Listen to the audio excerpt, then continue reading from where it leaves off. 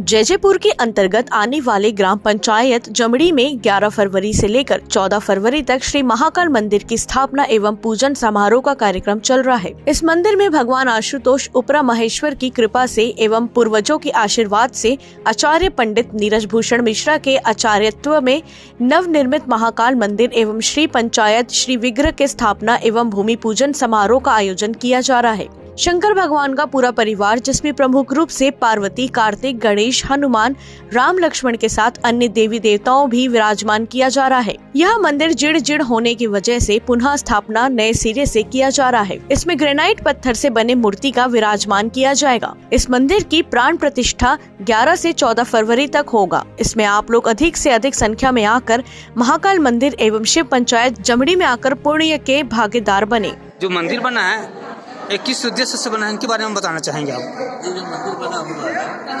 हमारे जो परिवार के दादी रामनाथ शुक्ला, दादी लवकुमार शुक्ला और हमारे पिताजी रामनारायण शुक्ला, इनके आशीर्वाद से हमारे परिवार में जो है वो मिला है, आशीर्वाद मिला हुआ है।